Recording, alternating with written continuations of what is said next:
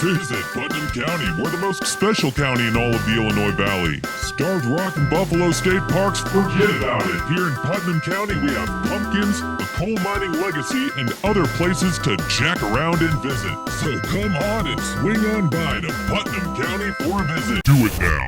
I am in Putnam County for this video, which is in west central Illinois. It's a very tiny county by land area, and nobody lives here, but I'm going to show you all of the towns in this county in this video.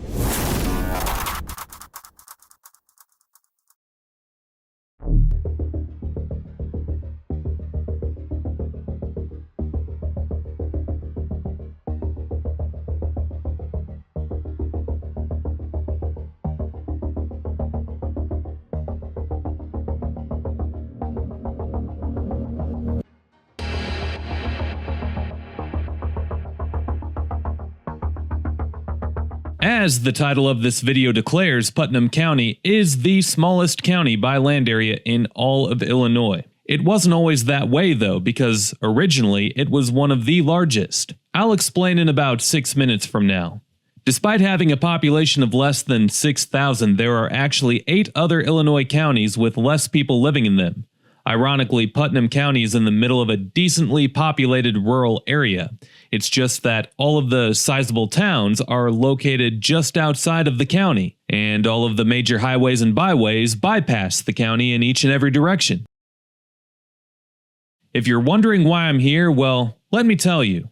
I filmed this video at the end of the same day that I filmed my video for Depew, the most toxic town in Illinois, which actually has a mind-blowing story behind the toxic town and the toxic lake, and because people are naturally attracted to negative headlines, that video did pretty well. Surprise, surprise. No, actually that town has a really interesting story, and it's sad that the toxic waste is still sitting there in a massive pile because people still live there. If you have seen that video, well, Putnam County has a few slag piles of its own, but if you haven't seen my video on Depew, Illinois, I'll have that video linked on the end screen for this video, so that will be all good and dandy.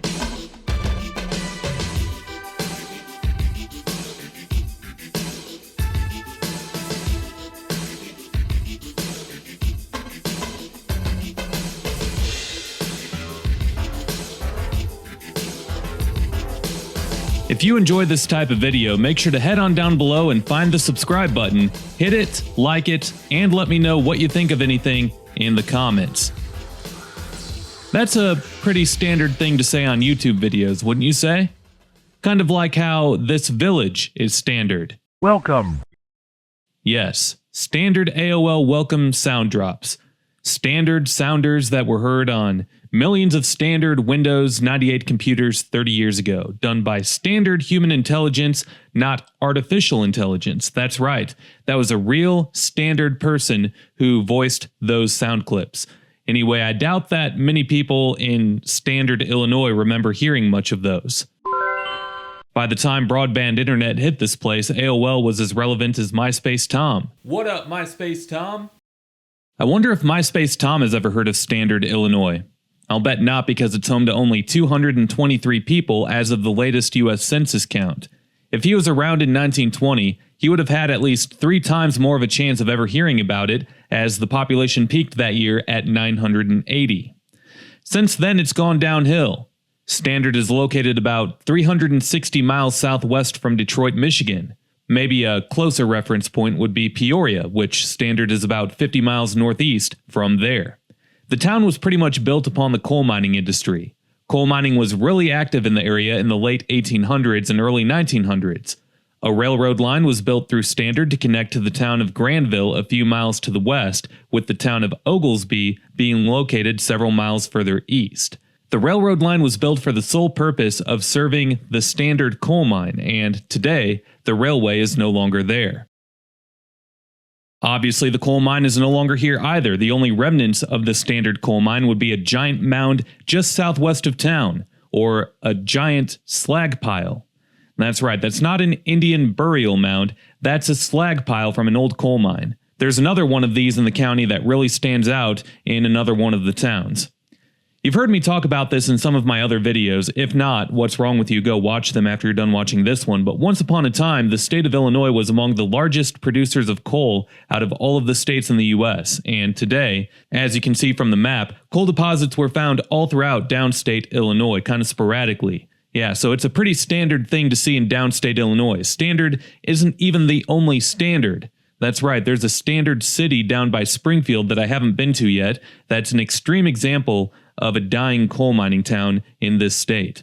And I'll tell you what, if you would like to see me make a video that includes Standard City or any place that I haven't been to yet, consider becoming a YouTube channel member. That's right.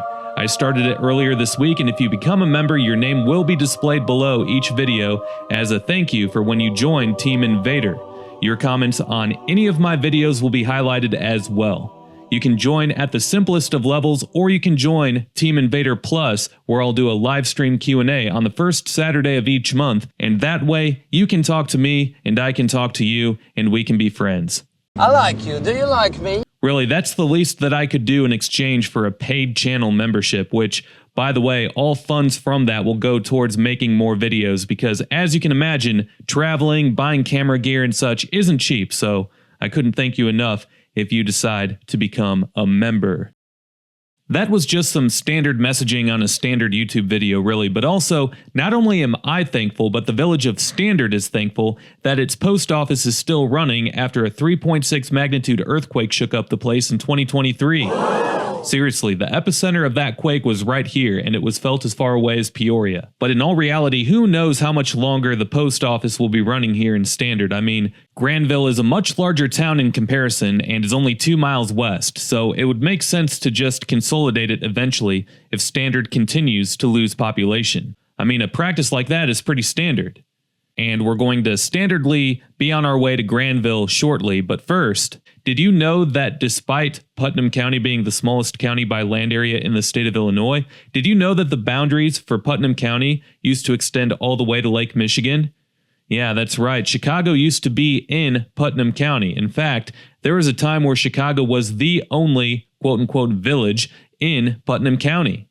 Putnam County used to include 11,000 square miles of land compared to the dinky small size that it has today of 160 square miles. For comparison, the land area for the city of Chicago is 231.7 square miles. It was the legislative session of 1830-1 where an act was passed that created Cook and LaSalle counties, along with the new Putnam County, and I believe that there is another county reform before Putnam County got its current shape. So, how's that for an odd Illinois factoid?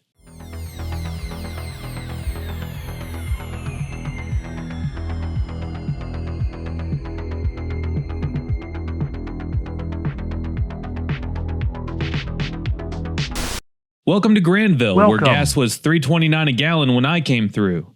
Granville is the largest town in Putnam County, which isn't saying much. It's only home to about 1,300 people these days. Right next to it is the village of Mark, which I'll show you right after I get done showing you Granville. Combined, the two towns, you can think of it as being one town with around 1,800 people or so. The population of the two used to exceed 2,000 back in the day.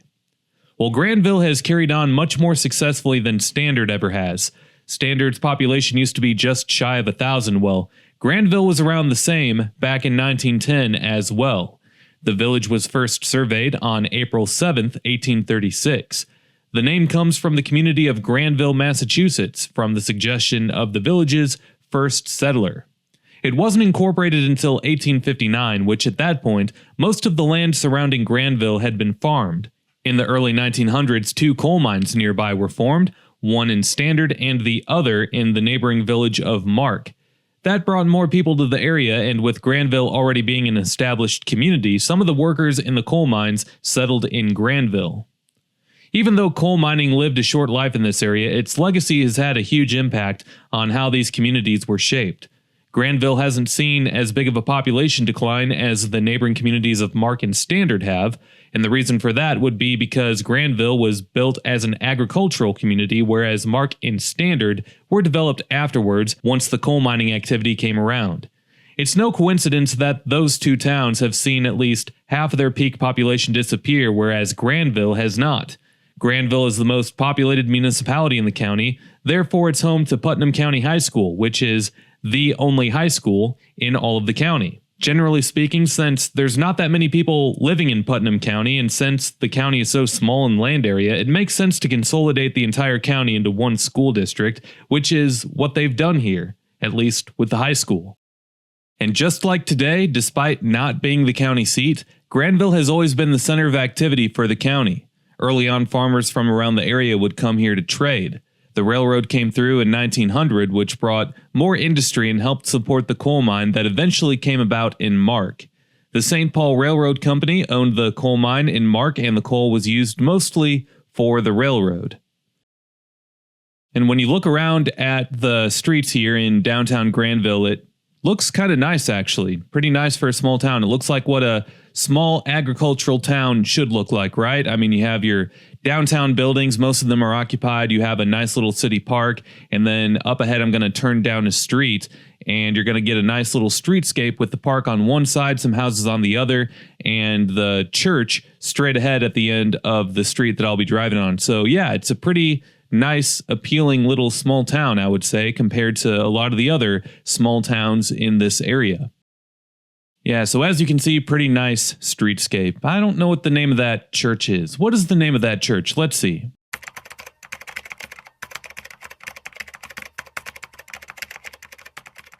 I guess I didn't have to type that in. I could have just waited until I got up close, but I typed it in anyway, and it's the United Church of Christ. That would be the name of this church. Adds to a nice little compliment to the streetscape as you head on down Front Street from the little downtown area across the park, and yeah, adds a nice little touch to the streetscape for sure.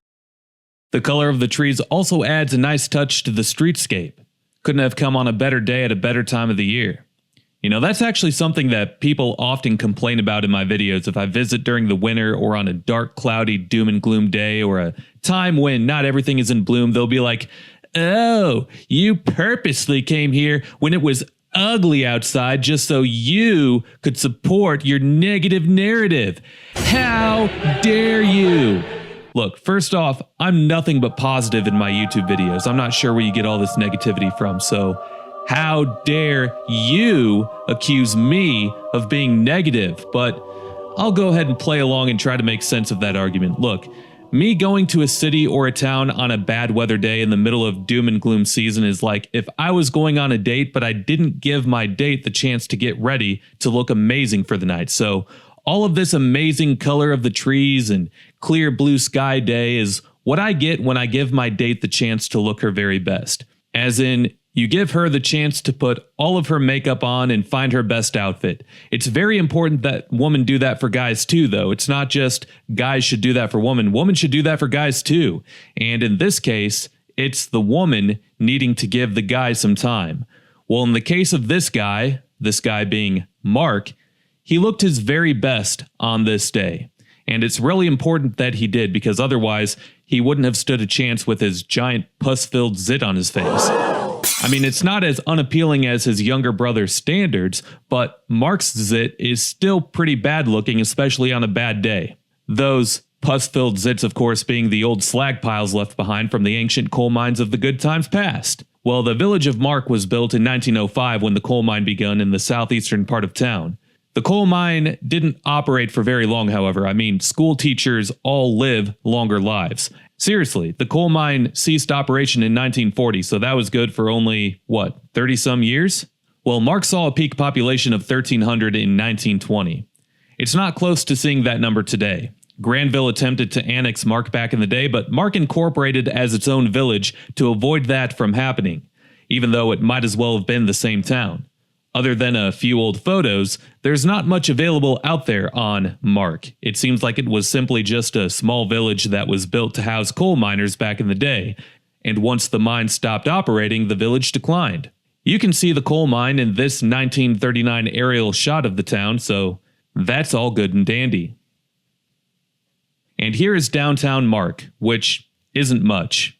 You can see that there's not much happening here on most days, and it's just a pretty quiet place overall. Well, I drove throughout more of both Granville and Mark while filming for this video, and if you want to see more of what these towns look like, or maybe you'd like a better glimpse at the surrounding countryside, make sure to check out my second video on Putnam County, where I'll show you all of the footage that I filmed but didn't use for this video. The link will be down below once it's uploaded, and it will be on my second channel called Chris Harden's Video Archives. That's right, Chris Harden's Video Archives. I changed the name from Travel Archives for those who have followed me for a while, but the link for that channel will also be down below. Now, when you click on it, it might say 4,800 subscribers, but really, YouTube got it wrong. It's actually 4.8 million subscribers. I've been trying to reach out to YouTube for that for quite some time to get them to try to fix it, and they haven't done it, so I thought maybe a name change of the channel would maybe trigger some kind of glitch to fix it, but that didn't work either. Well, that being said, let's head on over to Hennepin, which is the county seat for Putnam County.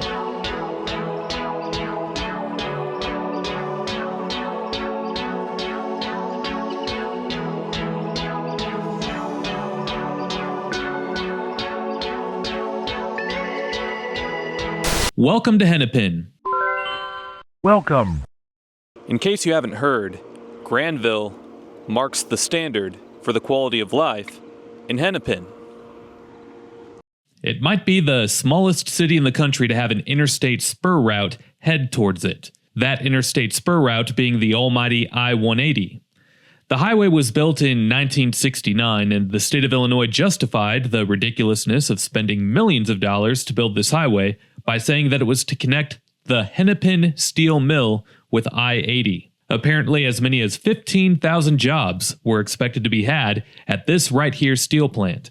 It never came to be that, though. Only 700 people were employed here at most back in 1995. This area is just northeast of Hennepin and is a somewhat expansive yet sparsely used designated industrial area. This is where the Hennepin steel mill used to be. The mill was built in 1966 and it closed in 2009. In 2017, it was purchased by a group called Hennepin Industrial Development, LLC, which is when they begun demolition of the vacated Hennepin Steel Mill. During its heyday, the Hennepin Steel Mill employed 700 people. The complex was on 873 acres of property, and today, they're doing their best to redevelop it to bring other industrial jobs to the area. Just north of that steel mill site is a retired coal power plant which opened in 1953 but closed in 2019. Right beside that is the still running Washington Mills plant, which produces silicon carbide for use in the iron and steel industries. Hennepin's population over the years has gone up and down, and actually today it's home to more people than it's ever had before. The population originally peaked at 623, according to the U.S. Census, in 1880, before going downhill to as much as only 300 people living here, only for it to go back up to where nearly 800 people are living in the town today. The name comes from Father Lewis Hennepin, who explored the Illinois River Valley early on. When Putnam County got its current shape, a little bit after 1830, county commissioners surveyed the land that was to become Hennepin and constructed 12 blocks with an additional 8 shortly after. Hennepin was incorporated on February 13th, 1837. And according to the village's website, the population boomed in Hennepin in 1860 as the village accounted for 1,700 residents, while in 1870 there were over 2,000 people who lived in Hennepin. And while I would love to be able to believe the village's own website, I don't know if I believe them because official U.S. Census data shows 600 people living here in 1880, only 10 years after the village's own website claims that there were over 2,000 people. I mean, I guess it's possible, but it's just not very believable. Well, the website goes on to say in the same group of sentences that a railroad never came through Hennepin, therefore the population dwindled to 300 by 1939. Not by 1940, but by 1939. Here's an aerial view of Hennepin from 1939. And let me tell you, it was nice of the people who flew over the land of Lincoln to make sure that they did so exactly when Hennepin was at its lowest point.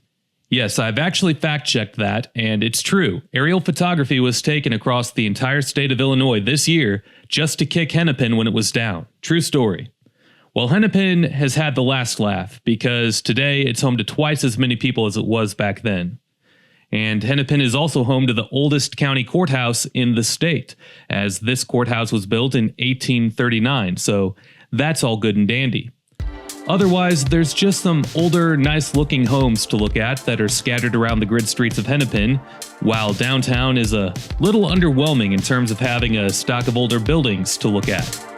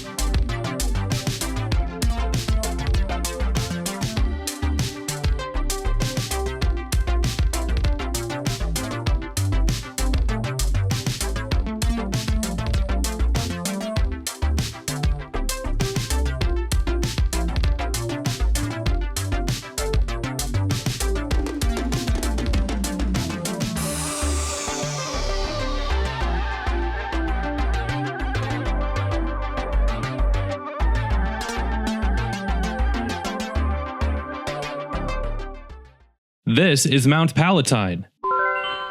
Welcome. Sounds like some kind of ancient Bible reference. And maybe it was intended to sound biblical because the land that Mount Palatine sits on used to be home to a religious college. Baptist businessman Christopher Winters. What up, Christopher Winters? Settled here in 1839. His house became known as the Baptist Tavern, as he often hosted preachers who were passing through the area. The small community never saw a railroad pass through, apparently because the hill that the community sat on was too high, and for trains passing through, it would have created an unnecessary hill to have to climb. Regardless, that reality gave everyone here at the time a red ass, and they became motivated more than ever before to make the place an educational center and to flip the bird to the railroad companies, basically saying, "We don't need you, we can still thrive without you." Well, the town was platted sometime in the early 1840s, and included in the town's plans was a Baptist college, and the name Mount Palatine comes from the name from one of the hills in Rome, Italy, apparently. Even though there's no mountain anywhere to be found here, so this village seemed like a fantasy from the start. Supposedly, it's the highest point in Putnam County, so at least there's that. Well, the Mount Palatine Academy started in 1846 in a two-story brick building, and at one time had as many as 140 students. In 1850, the name changed to Judson College. Apparently, leaders at the time thought that they'd be able to change the name of the institution and avoid the responsibility of paying back a large amount of debt, but not so much, because over time the college wasn't able to sustain itself, and given the fact how there's no river and how there's no railroad that served Mount Palatine, the town didn't turn out to be anything close to what the original founders dreamed of it becoming. The college closed in 1859, and our man Christopher Winters passed away in December of that same year. An aerial shot of the town today shows a grid layout of lines in the ground, and that is what used to be the street layout for Mount Palatine. The college was in the larger square on the top left. Crazy enough, back in 1939, it didn't look any different than it does today, other than the small church building on the old school property. The school property was sold to the Catholics under the condition that an educational institution must continue to operate. Well, sometime along the way, the Immaculate Conception Church stood on the property, but today all that's left is a slab of asphalt for an old parking lot and this sign, reminding you what used to be here.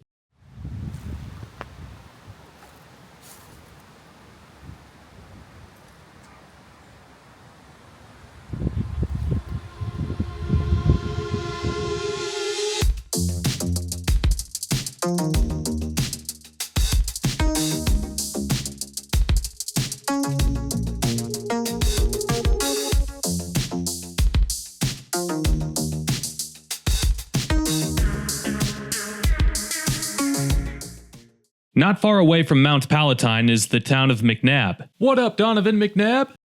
Any Philadelphia Eagles fans from the 2000s watching this video? Anyone? Anyone? Anyone? Alright, well, McNabb was founded as a stop along the railroad line, the same railroad line that bypassed Mount Palatine. Today, McNabb is pretty much the same size that it's always been, with there only being a few hundred people here. It was named after the McNabb family who owned land in the area and ironically went to church in Mount Palatine. It's ironic because the establishment of McNabb becoming a village is what is thought to have put an end to the hopes of Mount Palatine ever becoming anything special. And what's even greater than that is that the railroad that bypassed Mount Palatine isn't here anymore, so 100 years ago everyone was freaking out about getting this railroad to pass through their town, but it's not even here anymore. Instead, it's a separate railroad that now runs through McNabb. Well, there was a high school in McNabb that ran from the early 1920s to sometime in the 1940s. Otherwise, not much else to see here other than the Farmers Bank building, which actually looks pretty neat.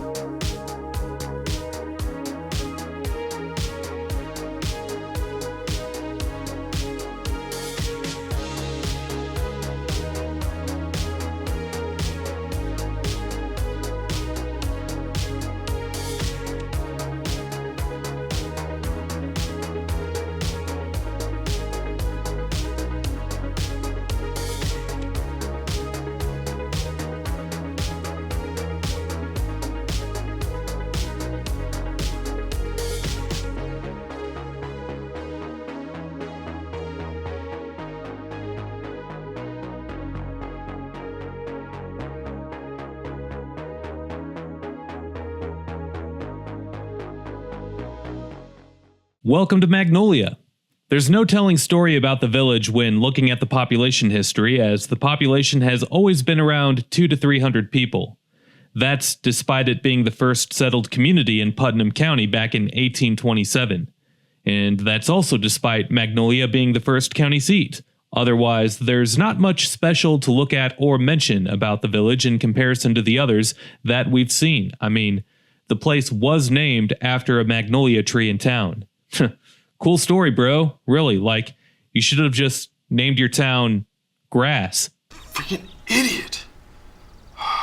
Just kidding, all of you Magnolia people. A lot of small places throughout the country are named after a type of tree.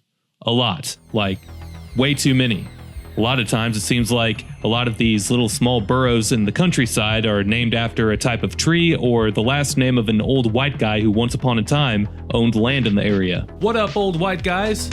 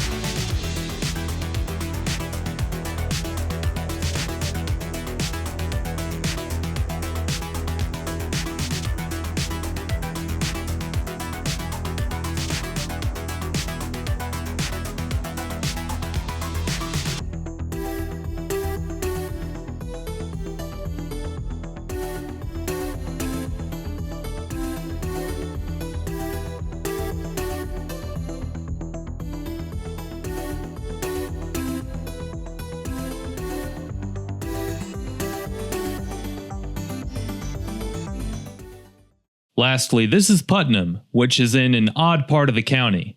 Most of Putnam County is east of the Illinois River, and most of the times, rivers such as the Illinois River will form the boundary for a county. Well, not this time. Putnam's original name was this. I'm not going to try to pronounce it because if I do and I mispronounce it, then I'm going to look like a big flaming idiot.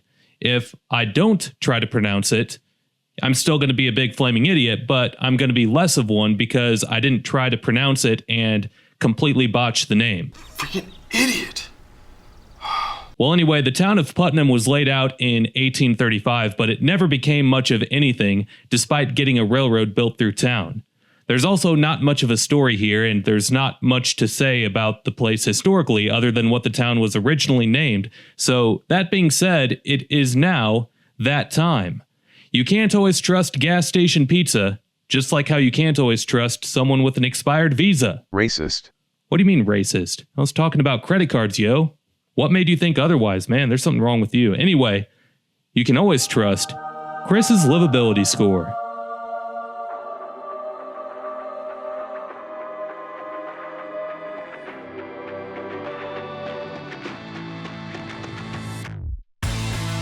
Education. The way to pronounce that name would be Senachwine. I only know that because I ended up looking over 4 different YouTube videos of nearby Henry Senachwine High School basketball games being played, so if I said it wrong, leave me alone and go attack that school's PA announcer, not me. Alright, well, Putnam County High School is a small school as you can imagine, yet student proficiency in math and reading are above state average. Not in science though, according to usnews.com anyway. 90% of high schoolers end up graduating, so that's good. Nothing from the data says that the schools here are terrible, but nothing says that they're the best in the state either, so education gets a 12 out of 20. Crime. Nothing to worry about here, really. Any news stories coming out of Putnam County will be on election polls, obituaries, rest in peace, a full story about Putnam County being among the wealthiest counties in the state, and the occasional athlete of the week. Crime gets 19 out of 20. Downtown. The most impressive downtown in the county would be that of Granville, which didn't have much. Hennepin's was underwhelming, and I would say Hennepin has greater potential than that of Grandville because it's along the riverfront, while downtown gets a 6 out of 20. Economy. It's rural Illinois, what can you expect?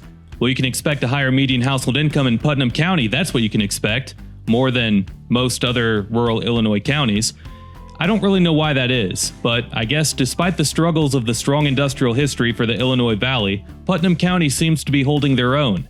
Agriculture is big here obviously, and jobs are to be found and to be had within the county at a few of the industrial areas near Hennepin.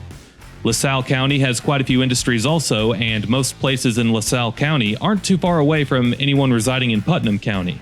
There's not too many signs, however, that the economy will grow to be much larger here in Putnam County. I mean, the industrial area over by Hennepin has only seen limited growth compared to what they were expecting 40 to 50 years ago. Economy gets a 7 out of 20. Environment. The Illinois River is heavily polluted. It doesn't help that Depew is just upstream from where the river passes through Putnam County. And once again, Depew has the giant toxic slag pile that leaks into Lake Depew, which eventually makes its way into the Illinois River. That and all the agricultural runoff that gets into the waterways around here, even the groundwater, it's not perfect around here. Environment gets an 8 out of 20. Recreation. Right now we're driving around Lake Thunderbird. Okay, maybe not quite yet. Now, we're driving around Lake Thunderbird. It's on the far western outskirts of Putnam County.